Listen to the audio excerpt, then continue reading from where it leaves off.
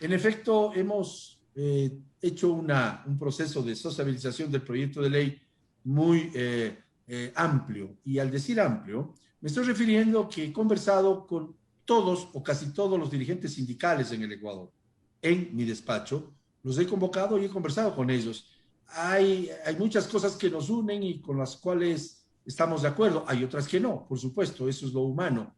He conversado con prácticamente todas las cámaras de la producción y los empresarios, porque debemos generar un ambiente amigable entre empresarios y trabajadores, entre empleadores y trabajadores, porque si no, no podríamos cumplir el afán del gobierno del encuentro, que lo lidera, por supuesto, Guillermo Lasso, que es generar fuentes de trabajo y empleo.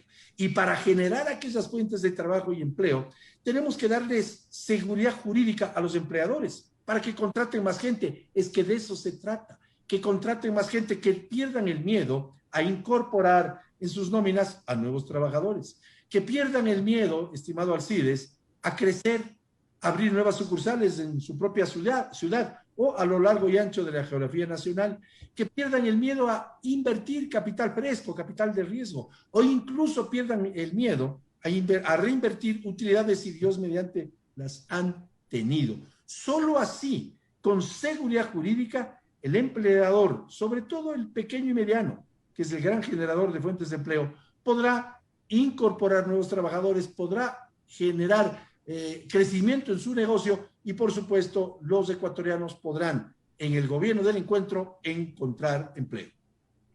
Yo le decía que usted había recogido el consenso para lograr, pues, una ley lo más perfectamente posible, ¿no? Y yo le empiezo por preguntar, los que tienen ya trabajo, ¿en qué medida se van a beneficiar más de esta ley? Y, por supuesto, los que no lo tienen, ¿qué va a pasar con ellos? El Código del Trabajo, y estoy poniendo en mute mi teléfono, por favor, para que no tengamos ninguna interrupción. Ninguna interrupción.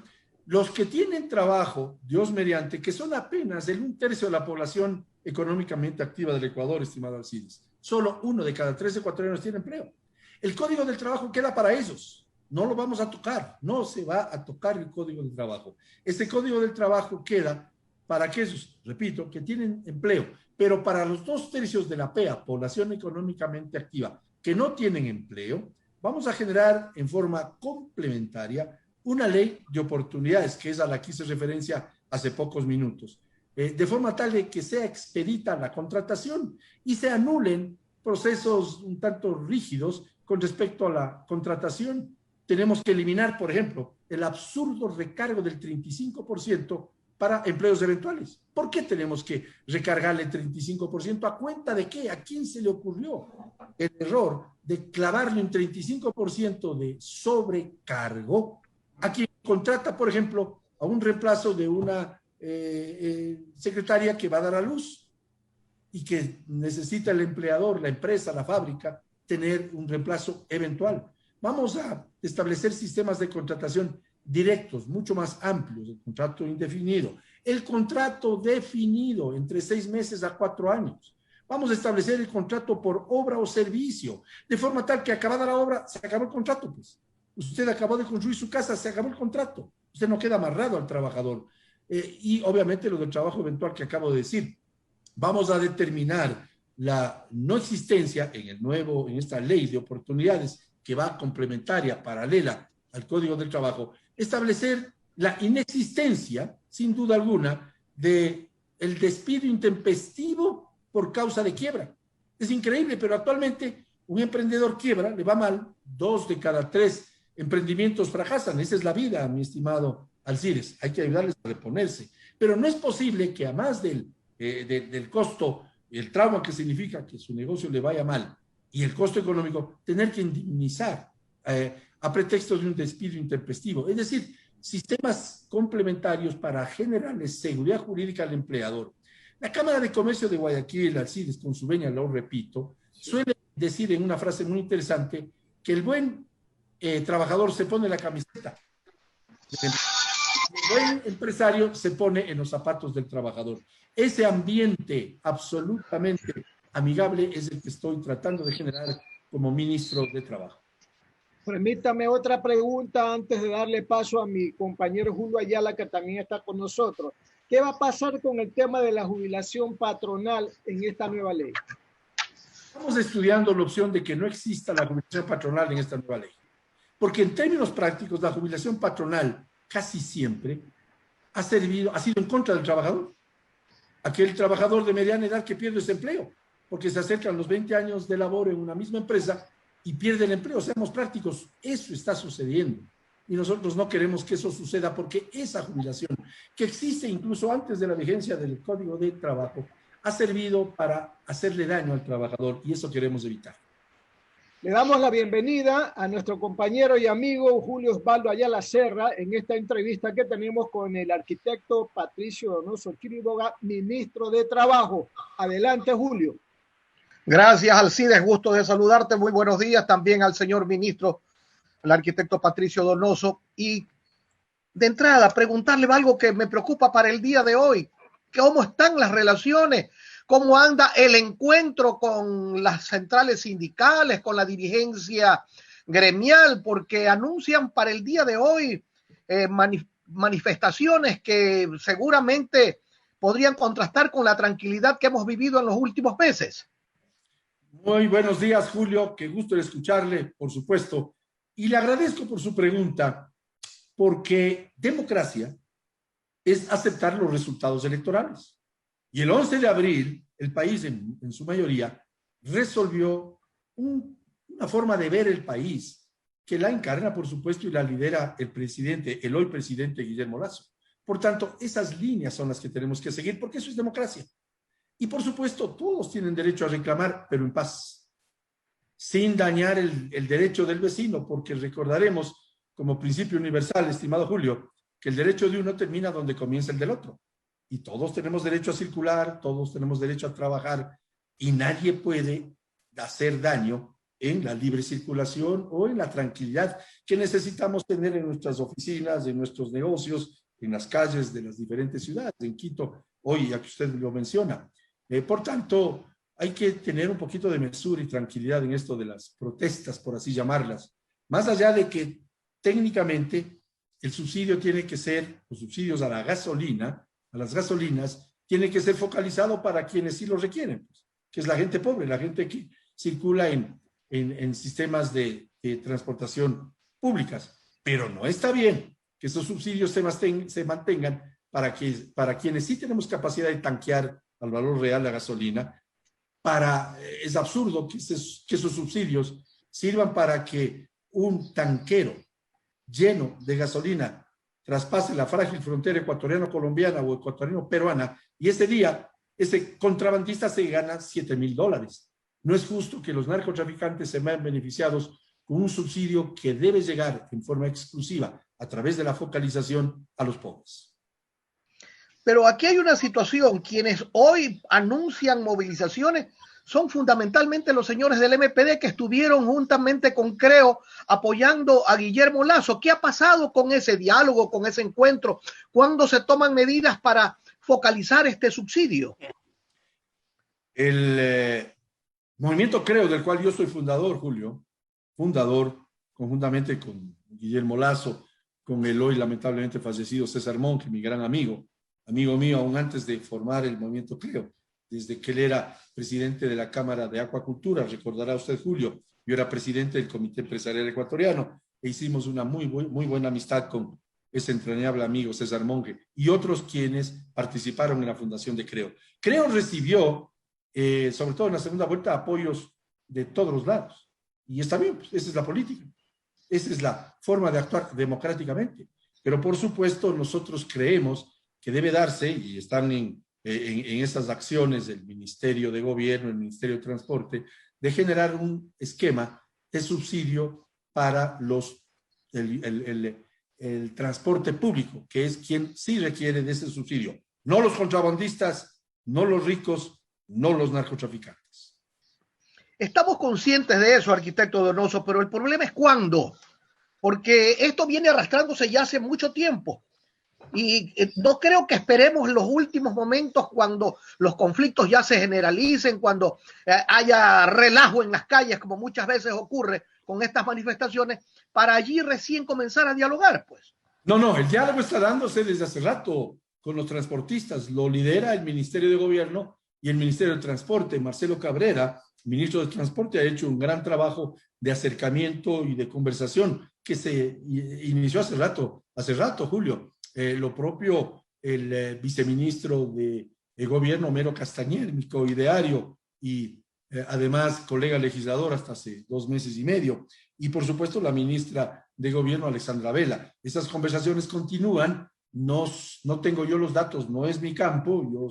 Yo como ministro del Trabajo celebro eso, como también celebro el exitoso proceso de vacunación, que hay que decirlo, porque es una oferta del candidato Guillermo Lasso, hoy presidente de la República, un exitoso, y me tomo 30 segundos, un exitoso proceso de vacunación. Y hay más de 9 millones de ecuatorianos aplicado su primera dosis y más de 2,5 millones en la segunda dosis. Hoy arranca el proceso para los que recibirán su segunda dosis. Y antes de que concluyan los 100 días, que fue la oferta del candidato Lasso, hoy presidente de la República, tendremos a más de 9 millones de personas más o menos tranquilas en cuanto a esto de la pandemia. ¿Y por qué hago mención a esto? Porque solamente con gente sana se puede reactivar la economía y se puede reactivar el empleo y se pueden reactivar las normales tareas que tenemos los ecuatorianos. Con respecto al tema de la focalización, yo siempre, desde cuando he sido y fui presidente del Comité Empresarial Ecuatoriano, he alentado el hecho de que debe ser focalizado el precio del combustible para los pobres, no para los contrabandistas, no para los ricos, no para los narcotraficantes. Y por supuesto, hacerlo de la manera más técnica posible. Alcides, por favor. Sí, continuamos con desmenuzando el contenido de este proyecto de oportunidades laborales, señor ministro. ¿Será orgánico el proyecto o no? La decisión la tiene el presidente de la República. En mi opinión, podría ser ley orgánica, claro que sí, por la importancia del tema, pero más allá de eso, lo que se requiere es que la ley llegue a la Asamblea y sea aprobada. Mire, yo he aprovechado, en el buen sentido, por supuesto, el haber sido 8 años asambleísta, 2 de ellos vicepresidente, 4 de ellos miembro del CAL, y sé cómo se procesa un proyecto de ley. Es más, me he reunido con la Comisión de los Derechos de los Trabajadores algunas veces, he conversado con algunos asambleístas, precisamente porque conozco que la única institución, y Julio Ayala fue muy buen legislador y diputado, él sabe de esto, la única forma es concienciar, hablar con ellos, hacer lo que el doctor Rodrigo Borges en la Enciclopedia de la Política dice, sociabilizar un proyecto, no socializar, sino sociabilizar, porque según Rodrigo Borges, tienes razón, esto no es ni una fiesta ni socialismo, hay que sociabilizar, y es sociabilizado el proyecto con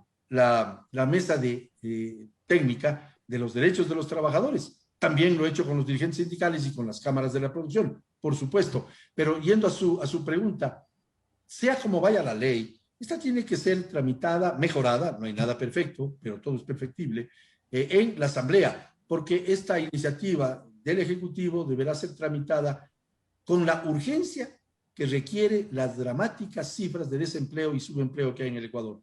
Más de 5,5 millones de ecuatorianos están o desempleados o subempleados o viven en la informalidad.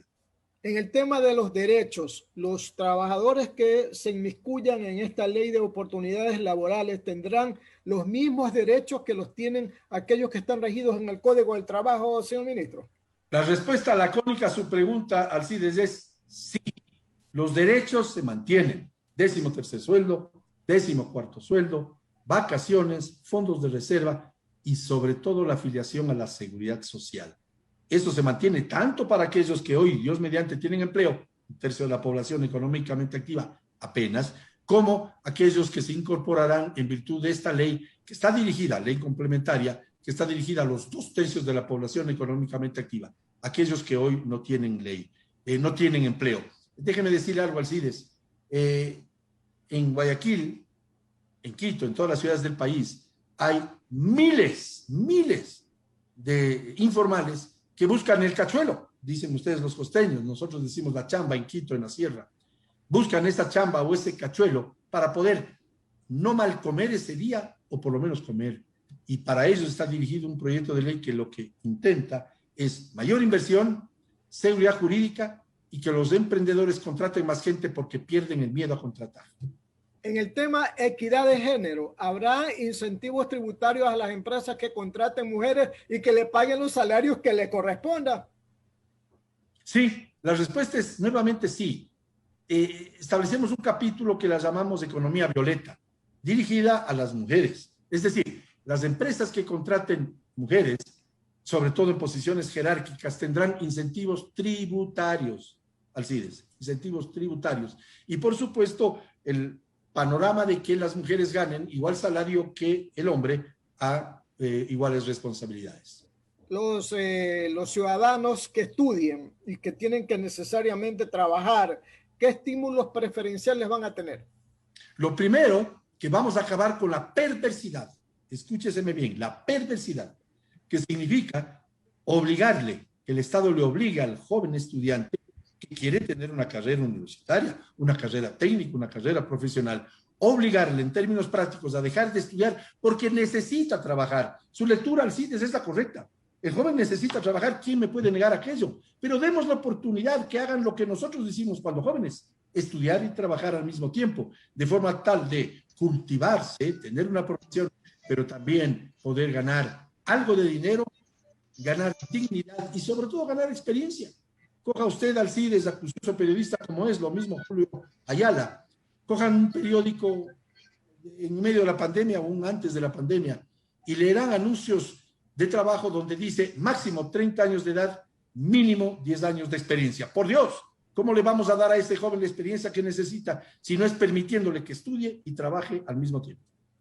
¿Hay alguna opción para las personas de la tercera edad que siendo jubilados necesiten trabajar y no lo pueden hacer a veces porque si lo hacen temen que vayan a su pensión jubilar a ser descontados? ¿Hay alguna opción ahí en esa ley, arquitecto Donoso? Bueno, el jubilado que logra volver a reinsertarse y trabajar tiene que recibir, si es que el valor va hasta determinada cifra, la totalidad de su valor jubilar y si es que es más amplio, un porcentaje. Eso lo maneja el IES, el Instituto Ecuatoriano de Seguridad Social. Yo soy el firme creyente de que todos los ecuatorianos de cualquier edad merecen oportunidades, pero la mejor forma, independientemente de la edad, la mejor forma es, por supuesto, generar nuevas inversiones, nuevas fuentes de empleo a través de inversión privada, tanto extranjera como nacional, y sobre todo garantías. A algunos les molesta lo que voy a decir, pero debemos generar seguridades al empleador, facilitarle la vida al empleador para que contrate más gente. Es que de eso se trata, que contrate más gente. Si en torno a Radio Atalaya, en lugar de una farmacia hubiesen dos, habría el doble de ofertas de empleo. Si en lugar de tener una farmacia con 4 o 5 dependientes, habría ese emprendedor una sucursal en la propia ciudad de Guayaquil o en cualquier otra ciudad del país, hubiera más ofertas de empleo. Por tanto, esta ley complementaria está dirigida a todos los sectores. He de aceptar que se le da prioridad a la mujer, que ha sido obviamente víctima de un sueldo menor y víctima de tener menos posibilidades de conseguir un empleo. En el gobierno del encuentro, encuentra un empleo. Julio, por favor, usted continúa. Gracias. Arquitecto, dígame una cosa, ¿cuál es la postura del gobierno, no la suya, sino la del gobierno, ante la situación que se ha generado con esa nueva ley de educación que genera mejores salarios fundamentalmente para los maestros y que ha llevado al reclamo hasta la consecuencia de una huelga de hambre? ¿Cuál es la postura del gobierno al respecto de esa ley que usted también estuvo allí en esa asamblea cuando la aprobaron? Yo le voy a decir y dar la respuesta a su inquietud, Julio, en 15 segundos. Este gobierno respeta y respetará las resoluciones que tomen otros organismos del Estado. Esa es democracia. Tenemos que respetar lo que resuelve en su momento la Corte Constitucional. Somos respetuosos de la división de poderes, lo hemos dicho siempre, y esa división de poderes hace que el gobierno siempre estará atento a aceptar las resoluciones de la Corte Constitucional, sea esta cual fuese. Sí, pero ese es el respeto a la ley, pero ¿cuál es la postura del gobierno en relación a esta ley? Porque esta ley genera recursos que seguramente el gobierno dice no tenerlos. ¿Hasta qué punto ustedes están a favor o en contra de esa ley? Nosotros no podríamos decirlo porque justamente ese respeto a otros organismos del Estado hace que si el gobierno dijese algo inherente a esta ley, ya sea a favor o en contra, estaríamos inmiscuyéndonos en la resolución que debe tomar la Corte Constitucional. Sí, pero esa ley les afecta al gobierno con el asunto económico. Pues ¿hasta qué punto tienen los recursos para cumplir si la Corte Constitucional dice que la ley es constitucional? ¿Hasta qué punto el gobierno tiene los recursos para cumplir con esta ley? Eso habría que preguntarle al ministro de Economía. Yo como ministro del Trabajo lo que sí puedo garantizarle es que cumpliremos siempre con las leyes y con los derechos de los trabajadores, que son irrenunciables y que se mantienen. Por eso es que respondí hace pocos minutos en una entrevista televisiva que no vamos a precarizar nada. Nada, nada, Julio. Es más precario que no tener empleo. Contra esa precarización estamos en contra. Los diálogos en este sentido, ¿cómo marchan, ministro? Usted dice que sí ha conversado con las centrales sindicales, pero ¿cómo marchan en términos generales? ¿Hay un diálogo fluido? ¿Hay una aceptación a las posturas del gobierno? ¿O por el contrario, ustedes se han encontrado con una pared infranqueable en esos diálogos? Yo diría que nos ha ido bastante bien. Las reuniones las he llevado adelante aquí en mi despacho, donde me encuentro en este momento, en el despacho del ministro del Trabajo. Y hemos conversado en forma absolutamente fraterna, con respeto como debe ser, y yo encuentro más cosas que nos unen que aquellas que nos desunen, por supuesto. Con el devenir de los días iremos profundizando aquel diálogo que lo inicié yo hace algunas semanas. Gracias. Alcides, por favor. Para terminar, señor ministro, mañana va a haber una movilización laboral en Quito. Reclaman una serie de reivindicaciones, entre ellos la falta de empleo, ¿verdad? ¿Qué le dice usted a esos sindicalistas, etcétera, que mañana van a marchar en Quito? Si se refiere al empleo, Alcides, permítame decirle que las cifras dramáticas que hoy adolece el país están referidas a políticas de regímenes anteriores. Por eso es que el gobierno de Guillermo Lasso lo que intenta es hacer cosas nuevas para que los resultados sean diferentes. Porque si vamos a hacer lo mismo de siempre, los resultados serían magros y malos. 2 de cada 3 ecuatorianos desempleados, lo cual es dramático.